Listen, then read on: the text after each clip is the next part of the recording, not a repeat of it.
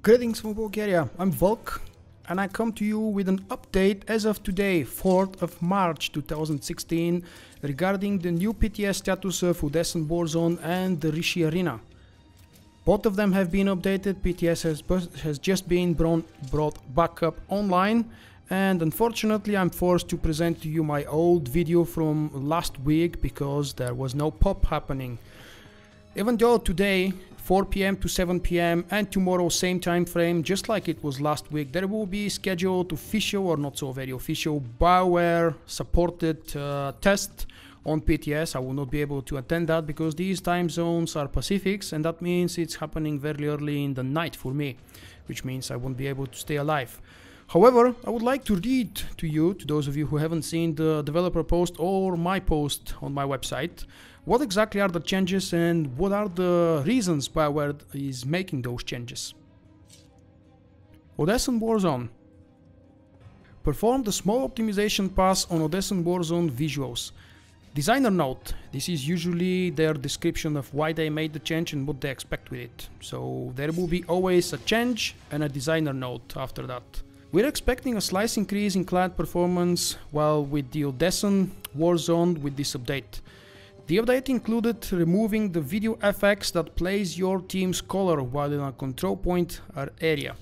We're still performing additional optimization passes but wanted to get this out to the wild to see how it played out. Control points are active for approximately 90 seconds, up from previous 75 seconds. The designer note: we found that players didn't have enough time to react to changes during a round and that this would allow more time to attackers to remove defenders. In round 1, only the 3 middle control points, defense cannon, cantina and artifact chamber, will have a chance to become active.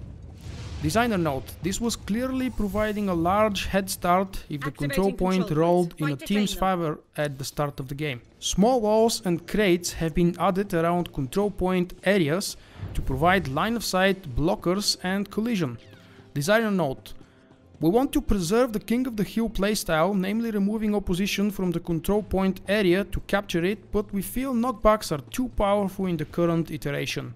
One step we are taking is to place collision around the control point area to allow positional counterplay. Grace period and capture time has been increased to 4 seconds from 3 seconds. Designer note: this is our second step in reducing the effectiveness of pushbacks and other physical movement effects by giving the affected character more time to make it back before the control point swaps. This also means that capturing a control point takes longer.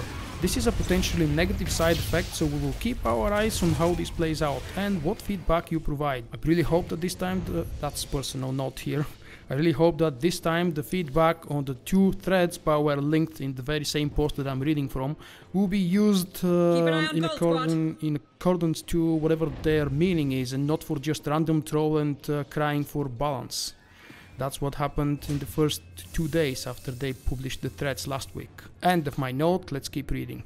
There are now 7 rounds in total. Rounds 1 to 3 have 2 random control points active, and rounds 4 to 7 have 3 control points active.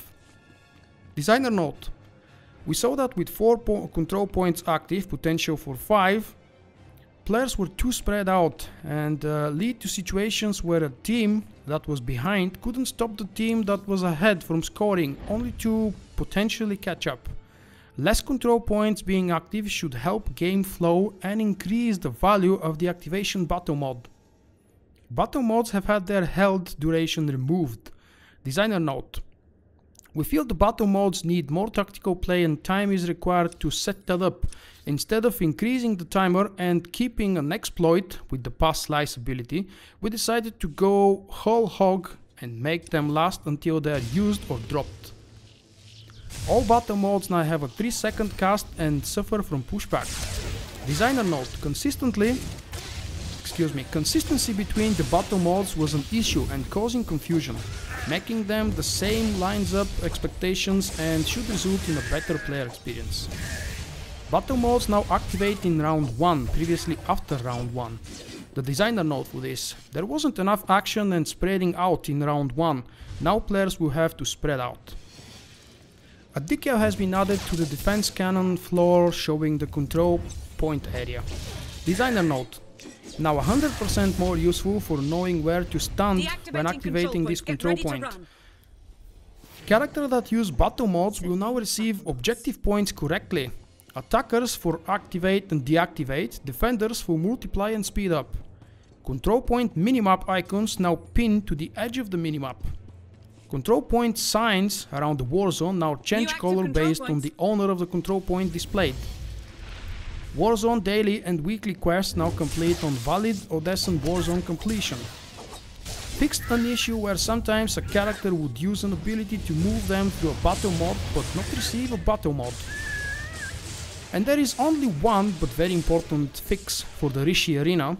Characters that die in the Rishi arena will now remain dead until the end of the round. I have experienced that, and you had a chance to experience that with me together last week during the live show and then in the recorded video. Designer note: rest in peace, Rishi Purgatory.